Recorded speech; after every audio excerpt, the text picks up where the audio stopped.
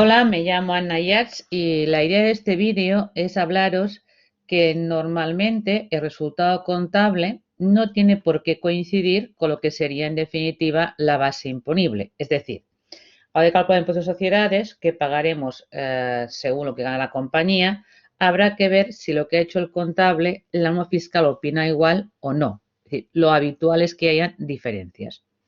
Cuando nos referimos al beneficio contable, nos referimos al documento pérdidas y ganancias y sería la última línea que tendríamos es el beneficio de CAS al reparto de dividendos. Y previamente esa línea de ejercicio tenemos el de antes de impuestos y vemos que grabamos como gasto lo que sería el propio impuesto a sociedades, que como lo paga la empresa es un coste para ella y reduce el resultado. Pues hay que diferenciar que concepto beneficio contable se refiere al saldo neto después de impuestos, lo que incorpora patrimonio, va a la junta de accionistas y reparto en dividendos. Dicho beneficio, evidentemente, cuando la compañía calcule qué pagaría Hacienda, no debe por qué coincidir. Pues veríamos que en el modelo de liquidación del cálculo del impuesto, que empieza en la página 12, aunque el punto de partida es el beneficio contable, y hablando claro, el resultado contable antes de impuestos que tendríamos, de aquí he con otras operaciones de acuerdo con la contabilidad, he amortizado, he hecho deterioros, etcétera, y tengo un resultado antes de impuestos, sea el punto de partida para calcular qué pagaríamos a Hacienda. Pero luego en la página 12-13 hay un montón de casillas con la doble columna de aumento o disminución para indicar en qué tipo de operaciones Hacienda no comparte el criterio y hay que hacer, por lo tanto, corrección. Es la norma fiscal, en la normativa del IS, ley y reglamento, la que os indicaría qué tipo de gasto o qué tipo de ingreso o bien no lo admite o lo calcula de forma distinta. Lo que me interesa en este vídeo es remarcar de qué depende de una información fiscal se coloque en la columna de aumentos o en la columna de disminución, lo que llamaríamos el signo positivo o negativo del ajuste fiscal. Hay que entender que cuando la información se coloca en la columna de aumentos, teniendo claro que siempre partimos de cómo lo hemos contabilizado, ¿qué estoy haciendo? Estoy incrementando la base imponible, estoy tributando más. Os pongo ejemplos. Imaginemos que la declaración de este año, en la contabilidad tenemos una multa de tráfico que restaría los dividendos, sería un gasto contable. Pero la autoridad fiscal, todo el tema de las multas, no lo admite como gasto deducible. ¿Qué quiere decir? Que para determinar cuál es la renta fiscal, como la conta a los dividendos lo resta, para pagar impuestos hay que añadirlo como más base imponible, como más renta fiscal, ya que misma facturación sin ese gasto tendríamos más resultado. Otro ejemplo de ajuste positivo. He hecho un donativo a Cáritas. Claro, colaborar con diferentes tipos de fundaciones o asociaciones, la compañía libremente puede decidir hacerlo, pero la normativa fiscal de entrada dice que eso es voluntario, no relaciona con ingresos, los tacha de legalidad y no lo admite.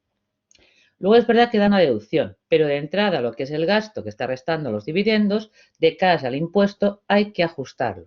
Como está con una cuenta con código 6 y hay que tributarlo, pues hay que añadirlo, pues iría a la columna de aumentos. Otro ejemplo que he puesto ahí sería una amortización de un activo, de una máquina, que a nivel de la memoria y criterio contable grava una cuota de gasto de 60.000 euros. Y comparado con lo que admite Hacienda como máximo, con las tablas de amortización, que solamente son 40.000, ¿qué tenemos en este caso? Que el contable ha restado 20.000 euros más de lo que permite Hacienda. Pues de momento toca adelantar el dinero, es decir, hacer ajuste positivo en la base imponible. En cambio, el negativo quiere decir, he de tener en cuenta que hemos metido en contabilidad y tengo a lo mejor un ingreso, en realidad que no es renta, y por lo tanto, para ver por qué importe tributario, lo quitaríamos. O a veces puedo deducirme un gasto sin contabilizar y también sería negativo. Aquí tengo también diferentes ejemplos. Insisto que el colocar en disminución lo que hace es restáis al resultado contable, lo que hace que los imponibles sea menor, pague menos impuestos. He puesto el ejemplo de cobrar dividendos de una filial. En principio, si tengo una participación en otra compañía y me reparte dividendos, como ella ya tributó por sus beneficios, la norma fiscal, según los requisitos, permite que la renta esté exenta. Es decir, que aunque sume contablemente, como no paga impuestos, ¿qué debemos hacer? Como es un 7 que suma, no tributa, lo eliminamos restándolo de la base imponible, ajuste negativo. O también se aplica, por ejemplo, si vendemos una patente o la cedemos. Claro, yo tengo ahí una plusvalía, que una parte de esa plusvalía veríamos que si cumple los requisitos no tributaría. Pues lo mismo, si no paga impuestos una parte del beneficio, lo que haría es lo quitaría colocándolo en la columna de disminución. También aquí he puesto otro ejemplo de que este año he vendido un local, la plusvalía contable y fiscal son 300.000 euros, pero como lo cobramos el precio de venta en 3 años, una parte de la plusvalía la tributaré más tarde. Pues esos 150.000 que no pago hoy, para decir que los pagaré más adelante, ¿qué debe hacer? En la declaración actual, como está sumando todo en la contabilidad, quito la parte de lo que pagaría más tarde, en signo negativo. Bien, aquí veis, os he puesto un ejemplo con las amortizaciones. El contable, en este caso, pone un gasto de cada los dividendos de 30.000 euros, pero Hacienda le permite, aunque no lo contabilice, duplicar, con lo cual puede restar la diferencia. Es decir, tengo más gasto deducible, no está contabilizado, como se trata de tributar menos, lo restaríamos. Pues es importante entender en este vídeo si a la hora de hacer el ajuste fiscal implica añadirlo en positivo al estado contable o restarlo, es decir, ponerlo en la columna de aumento o disminución. En plan resumen, aquí os indico que tengo un gasto contable que está restando en dividendos y Hacienda dice no, el ajuste es de signo positivo, va a la columna de aumentos. Si tengo o puedo deducirme un gasto fiscal sin que esté contabilizado, como el caso de las amortizaciones, si puedo hacer una aceleración o de amortización, sea un ejemplo, no está en dividendos, lo puedo deducir, como es un gasto, restaría a la base imponible, signo negativo. Luego aquí tengo el ejemplo de que he contabilizado un ingreso, está en cuenta grupo 7 y no tributa, pues aquí tendríamos que hacer ajuste negativo. Otro caso sería aquel ingreso que no está contabilizado, pero que Hacienda obliga más que admite. Hacienda obliga a tributar. Aquí hay pocos casos, pero por ejemplo, hay un producto financiero que los seguros tipo Unilink, que la gente invierte el dinero en una cesta de fondos y contablemente las plusvalías de la cesta de fondos, mientras no se liquidan, no van a la cuenta de resultados. Pero en cambio, fiscalmente, ese tipo de producto financiero, Hacienda obliga cada año la variación del valor del fondo que forme parte de la base imponible. Pues si ha subido, aunque contablemente no esté contabilizado, va a tributar. Haría un ajuste positivo. Aparte del signo, si es positivo o negativo, también me interesa aquí entendáis el concepto de la contabilidad, que los ajustes fiscales que están en la página 12 y 13 del modelo 200, yo los califico para hacer luego el asiento contable en diferencias permanentes o temporarias. Pero va a ver que es una diferencia permanente y que es una diferencia temporaria. La permanente es cuando la norma contable y la fiscal opinan totalmente distinto. Es decir, son lo que contablemente es un gasto y nunca es deducible, o es un ingreso y nunca tributa.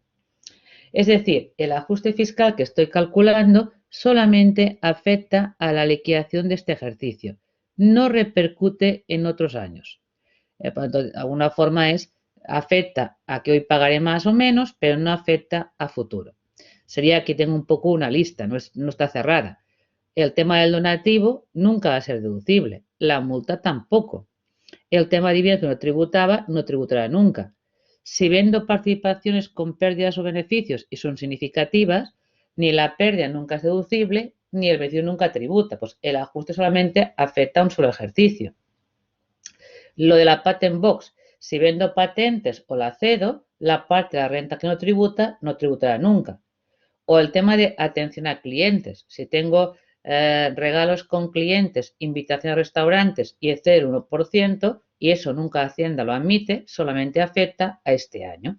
Entonces tenemos una lista de ajustes fiscales que sería lo que Hacienda llama gasto no deducible y renta exenta, que serían siempre diferencias permanentes. En cambio, las diferencias temporarias es un concepto en que sí están de acuerdo que aquello es gasto o ingreso, pero lo que discrepa Hacienda es o el cálculo, ¿vale? Permite poner más gasto o menos gasto, o bien la imputación, es decir, en qué ejercicio admitiría Hacienda la pérdida o en qué ejercicio tributaría la renta.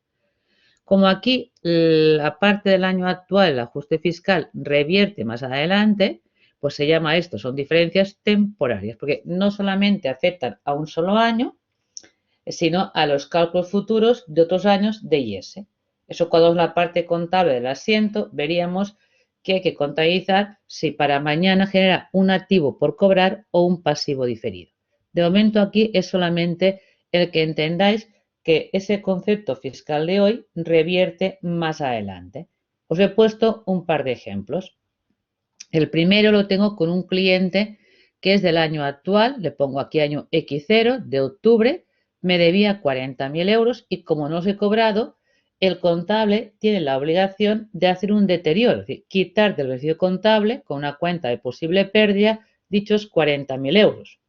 Creo que os pongo aquí, pues yo en el año, aquí he puesto contabilidad, sería pérdidas y ganancias, en el año X0 le quité del dividendo 40.000 euros. ¿Qué opina Hacienda de ese gasto? Como no hay demanda judicial en este caso, ni está en concursal y no han pasado los 6 meses, de momento Hacienda dice que no.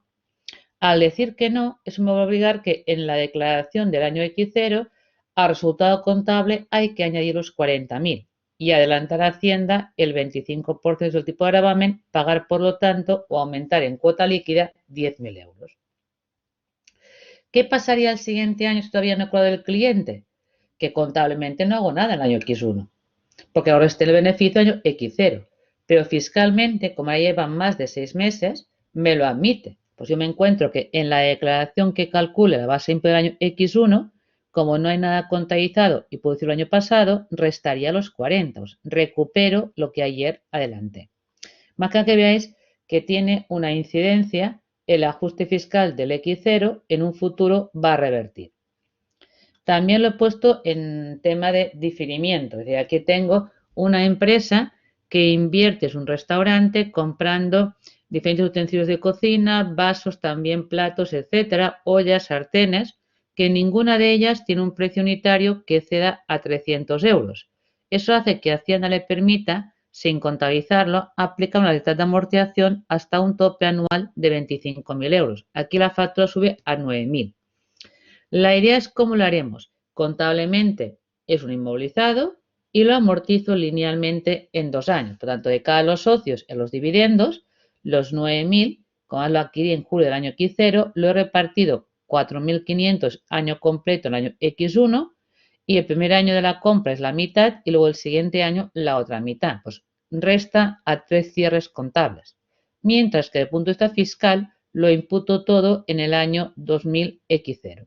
Eso hace que el ajuste que yo puedo hacer en esa declaración de ese año, si el contable ha puesto ya 2.000 y pico ordenado contable y puedo deducirme el todo, me queda por restar 6.650 euros, que eso implicaría que hoy dejo de ingresar este dinero. Pero es un diferimiento, pues ¿qué ocurrirá el año que viene? Que esa amortización que hace el contable ya está deducida, pues lo que ayer era negativo, hoy es que positivo. Pues lo que acaban discutiendo es que de los socios lo imputo en 3 años y a nivel de modelo lo imputo el primer año. Todo eso me lleva a que tengo que dar un control y hacer ajustes fiscales en las declaraciones que presento del año X0 al año X2. Otro ejemplo, el último que tendríamos para ver también esa incidencia futura, sería cuando la contabilidad hace un criterio de amortización que excede al máximo de tablas. Yo aquí tengo una máquina que contablemente decido en la memoria bajarla a gasto de cada los dividendos en 5 años, cuando el porcentaje máximo de Hacienda que admite como gasto anual es un 12%. Pues aquí tenemos que si hago 400.000 entre 5 años son 80.000 cuota entera, lineal, para que el primer año, como es julio, es la mitad, la otra mitad el año X5. En cambio, fiscalmente, el 12% de 400.000 son 48.000. y el primer año serían 24. Y luego aquí cuadro por diferencia hasta deducirme los 400.000 euros.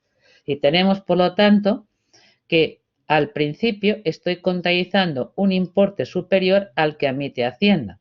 Pues haríamos añadiendo cada año en cada declaración la diferencia de exceso de amortización como más base imponible y más renta fiscal, por lo tanto. Pero a partir de que ya contablemente el activo vale 0, ¿vale? Y todavía puedo deducirme 48, lo que había contado anteriormente, el ajuste es negativo, es decir, recupero lo que ayer anticipé. Aquí son temporales, porque ya digo, lo que estamos discutiendo es que no discutimos que no hay amortización de la máquina, sí que la hay, pasa que lo que calcula el contable, como decía a tablas, te obliga a hacer un seguimiento y un montón de ajustes fiscales mientras activo lo tenga la empresa. Bueno, pues resumiendo, el sentido de este vídeo era para acordaros que no siempre lo que gano de cada los socios coincide con lo que, perdón, con lo que la empresa declara a Hacienda. Es decir, que quede claro que beneficio antes de impuestos y base imponible, lo habitual en las empresas es que no coincida, porque evidentemente son temas distintos. La contabilidad tiene un plan contable y sigue la idea de cuál es la renta que obtiene el negocio que puede repartir en dividendos, y en cambio la fiscalidad es un tema de recaudación. Hay tipo de partidas de gasto o de ingreso que Hacienda las limita o simplemente dice nunca es gasto, nunca es renta. Aquí os he puesto un poco el esquema, que los ajustes fiscales están detallados en el módulo 200 en la página 12 y 13, y yo en contabilidad los que no revierten los voy a llamar permanentes y los que sí revierten voy a llamar diferencias temporarias. Llegaría a lo que llamaríamos fiscalmente base previa, es decir, renta fiscal previa. Luego la empresa puede elegir, tiene una serie de opciones, de reducir todavía la base imponible. El concepto capitalización es porque decide que en vez de repartir dividendos, lo dejan voluntarias, luego puede, por tanto, ese incremento de voluntarias, reducir una parte en la base imponible. O si tiene pérdidas por compensar de años anteriores, lo que llamamos BINs, ver si este año aplico una parte o no aplico nada.